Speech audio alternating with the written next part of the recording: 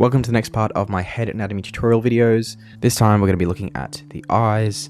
We're going to break down a few things in this video, mostly about the shapes that comprise the eye structure, some basic things to keep in mind when you're drawing the eye in a three-dimensional space, and then we're going to do a study, look at some references, and see how we can apply what we learn from them in our own work. So we're going to first look at an overview of the eye as a whole, and then we'll break down the basic shapes to create the structure. So I'm just going to start here by sketching out a very basic eye. I'm going to start with the upper eyelid and then gradually work my way down to the lower eyelid, looking for this kind of elliptical shape that you find standard in most eyes. I also like to look for the little parts of pink that come on either side of the eye, because the eye, of course, is a sphere and doesn't encompass this entire elliptical kind of part. And of course, just map out things like the iris, the pupil, little details here and there to help flesh out the anatomy. Adding some extra folds on the top and bottom of the eye can help in adding a bit of realism, because of course our skin folds as it moves, and it's what our eyelids are designed for. Also, yeah, don't be afraid of stylizing. I know mine's not going to be perfect to the reference, or perfect to anatomical structures, but it's about what works with my art style. So yeah, these folds aren't going to be exactly proportional, or yeah, things like that. Of course, eye shapes can change, can stretch in any kind of direction, based upon ethnicity, other facial features that can influence it. So it's important to keep in mind that while the elliptical shape is a standard, it's not necessarily what you're always going to go for. Another important thing to keep in mind that, as I mentioned before, the eye is a sphere. But when you're drawing the actual eye shape, you're only looking at a tiny cross-section of the entirety of the sphere. So bringing up a new layer, we're going to look at the eye from a different perspective just to see how this plays out. From profile specifically. So as you can see, the eye is more pointed. We can only see one corner of the eye, but we're still maintaining that spherical profile and that curve that comes across the front of the eye. I did actually draw the iris quite a bit bigger than I should have here proportionally, but oh well. So as you can see from the front, eyes maintain more of a round, spherical shape language. It's a bit softer, and from the side, it maintains more of a pointed, sharp language, more akin to a triangle. So it's just important to remember, I'll get rid of these now, just that three-dimensional objects can maintain different shapes from different angles, so just keep that circle and that triangle in mind when you're thinking about drawing eyes as a whole. Another shape I like to use to, practice would be this kind of orange peel looking shape. The orange peel of like an orange slice. I'll draw a few of them here, one from the front, and then I'll make this one kind of from the back.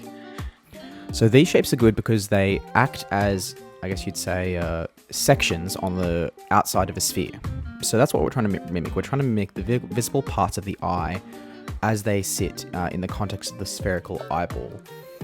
So learning to master the shape outside of the context of an actual sphere is really great in terms of both saving time on construction, and secondly is that you're learning how to create more complex shapes that are more accurate to your specific forms. And yeah, I just find it really helps a lot. Another shape kind of structure I like to use is, I'd refer to it as a croissant. Just this kind of rectangular center with these two triangles that come in at either end. You can adjust it, just like I'm doing here, by bringing one of these corners of the rectangle up.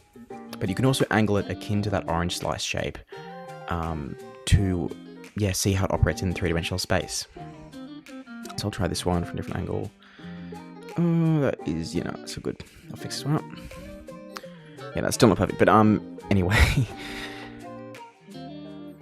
I'll just finish this one up here. You can kind of go with either method depending on your art style or what you prefer, whether it's harder edges or more soft lines. But I think it's important to learn both because they both play to different strengths in learning the eye, whether it's the actual organic kind of forms in the curves or the actual structure in terms of the very clear-cut shapes that you can use to make it up. So now we're going to go to this page I showed earlier, where I did some eye practice on my own time. Got up a new layer, use colors, and I'm going to break down these eyes into the kind of shapes that I mentioned before. So I'm still keeping in mind that they're in a sphere, but I'll break down this one. I've got a clear kind of rectangular front to it, but I've got the triangular points at the side. This one here as well. Clearly you can only see one triangle, the other one is covered by the inside of the face, near the nose. These ones, you've got the rectangles that are angled, more pointed down. Same with this one. The triangles are kind of pointed upwards, and you can see the plane of the rectangles matches that, showing you where the eye is looking. Similarly here, it's the opposite though, where you've got the plane of the rectangle is facing more upwards away, showing where the eye's looking. Yeah, with this one, I think I definitely went more stylized, so I can block out the basic rectangle square here, but I can have a more quadrilateral type shape on this end. So you aren't really locked into necessarily the squares and triangles I've had before. That's more kind of for a very simplified version of realism. You can kind of experiment with different shapes that work for you. So I think if we look up more at this one as well, it's kind of a similar thing. The rectangles that I'm kind of working in here, I've got the triangles are both pointing up at the outside corners of the eye and down at the inside corners of the eye. So yeah, just showing what I mentioned earlier about how these shapes can be adjusted for different kind of eye types and eye shapes in different characters. So you can see how it's pretty easy to identify what the eye is comprised of in terms of very basic shape language. And so we're going to use this in this next part and apply it to some real life reference. I'm going to use Michelangelo's David as my reference because I really like this statue. And yeah, we're going to look at how the eyes look on this sculpture from different angles, and we're going to see how we can use the basic shapes that we've just learned to break down what they look like and see how we can make them in our own work.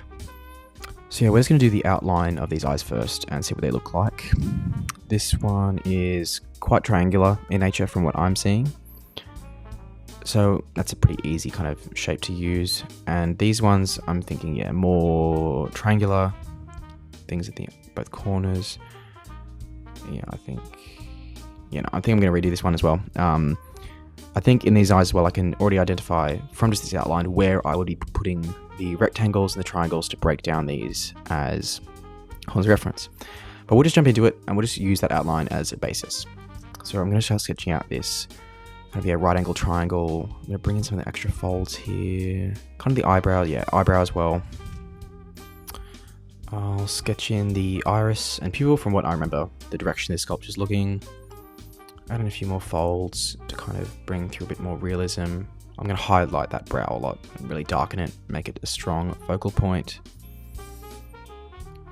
Now, we'll move on to here. I'm going to try and imitate that same shape using the reference, that arch that comes up and over, that kind of hard edge at the top, and the curve that comes underneath.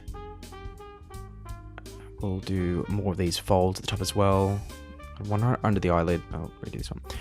Just this kind of arch up at the top, the eyelid. Being very general and loose with it. To the iris. And I'll draw in the eyebrow as well. The eyebrow always really helps me as a guideline. I'm going to darken this edge as well. Make it a bit more clear. I find add a bit more line weight to it. Really bring some intensity into it. And pupil obviously as well. Oh, whoops. I'll fix this one up. Oh my gosh, what is with me? Yep, tidy that up. We'll take a look back at the reference just to double check this one. Yeah, I think... Yeah, I can bring this eye shape up a bit more. Yeah, that top edge was kind of more horizontal than I thought.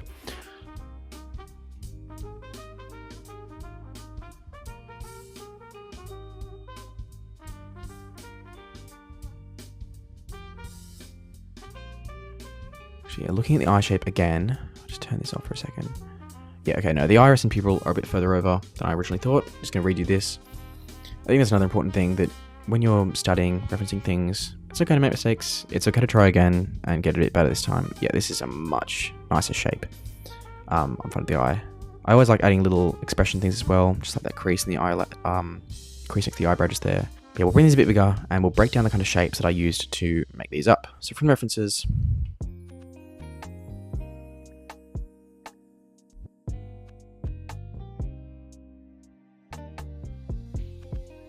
so in this reference, we can already see a clear rectangular plane at the front of the eye. This plane that looks forward to the direction David's facing, and the triangle that brings into the corner of the eye. And I've tried to imitate that in my own work. I've got the clear rectangular plane in the center, and then that triangle that makes up the corner of the eye. Moving on to this one, I think it's a bit easier to break down the rectangles. It's that top edge that's the clear top of rectangle, and the two triangles either side. And very similar for this one, although that right triangle will be a bit smaller because obviously it's the edge that's turning away from the viewer.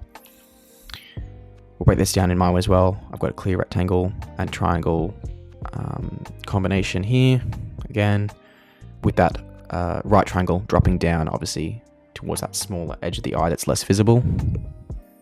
I'll just turn off this layer underneath so we can see what the shapes are compared to the shapes that were in the references.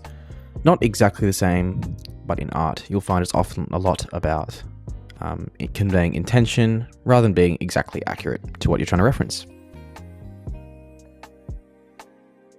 So now we're going to put everything we know into practice. So I'm going to draw out a few of these shapes, whether it's the kind of square, triangular structure, or whether it's just that kind of orange peel shape. I'm just going to draw out a few of them in different kind of forms of 3D space that eyes might typically look in. And then we're going to look at how I will just quickly turn each of them into an actual eye on a drawing.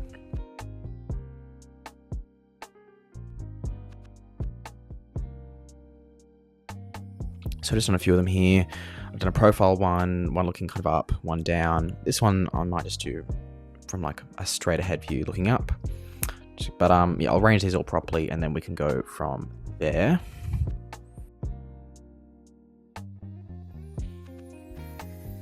So I'm just going to draw up this sphere real quick as well to illustrate the points about how each of these eyes can operate as a cross-section of an entire sphere, the actual eye. You can see as I move the sphere between each of them, it's pretty clear where each of them would sit as a kind of area on the surface of the sphere. I hope this illustrates what I was kind of trying to say earlier regarding how each eye is kind of a cross-section, or I suppose the more accurate word would be a section of surface area on a sphere. So you can maintain the curve of the eye, but also see how that shape operates in the context of the eyelids. So let's get started anyway. I'll bring up this reference pane so you guys can see what I'm doing without all the rotation and twisting and turning that I do on this iPad. First things first, I'm going to darken up this top edge of the eye, this eyelid. You'll find the hairs are obviously a lot coarser, more denser at the top edge. I just find it makes it pretty easy to distinguish where the eye is. Because this eye is looking upwards, from what I decided, we need to make sure we're drawing the iris and pupil quite flat. Remember that this kind of orange slice was sitting on kind of more the top of the sphere, and obviously it's going to appear flatter from our vision. So that's how you want to achieve a more realistic portrayal of how eyes are going to look. And that's why I'm going to set this pupil a little bit further down than the iris, kind of like this little shape I'm just drawing here, because it's what the actual anatomy of the eye is, where the pupil sits a bit further back than the actual surface of the cornea. So going on from here, I'm just going to move. So from here, I'm just going to draw a little eyebrow as well, just to give myself a little frame of reference. I always like having eyebrows with my eyes. I'm drawing a few of the folds, top and bottom, but that one's already done pretty much. We can move on to the next one. It's all about being just rough, quick. This one I'm going to start by obviously darkening that top edge again. I'm going to bring in the iris and the pupil sitting a little bit further back from that front edge, that cornea of the eye. Then going in, I'm going to bring up this front kind of eyelid, drawing a few of the folds, drawing the eyebrow as well, using the lasso tool. And then I'll add in a little bit of this pink flesh thing here. For this one, because this is a more downward angle, I find it's easier to bring in the eyebrow first. That just gives me a bit more kind of security or comfort in what I'm doing, but you can do whatever way you want. You can bring in this darker edge like I'm doing. I'm kind of bringing in that kind of corner of the eye again because it kind of sinks in. I'm going to darken this top edge again, but I'm going to do a bit more curves to kind of counteract how blocky these edges are. I think with this one I think I'm going to do the iris, and so the actual eye looking more towards the viewer. So here I'm just going to draw it out a little bit past that line, and I'm going to draw in the pupil. So yeah, just looking at softening those edges, making it look a bit more organic. For this one, I think I just might start off with the iris, just like here, and the pupil as well, because I want this eye looking a bit more up and beyond the viewer. So you can start really in any order you want. Like here I've started the iris and pupil, but you can start with darkening the brow, the eyebrow, anything you want. Then I'm just come through and I'm just darkening up these corners here I've done too much actually on that bottom edge. I'm going to really thicken up this top edge to make it very clear, stand out. And then from there, I think I'll probably add in the eyebrow next. But yeah, just making sure there's a crisp, clean. So yep, after I just bring this eyebrow in, I'm going to work in a few of the folds and tidy up a bit of part of the eye. I think I'll redo this fold a bit more shapely. And obviously little other folds and creases around the eye, which you can adjust depending on the age and other features about your character. So yeah, I hope you can see that I really didn't add or have to put in too much work to make these basic shapes into actual eyes. A lot of that basic knowledge regarding shapes and anatomy in three-dimensional space really carries and sells you on the idea that these are actual eyes.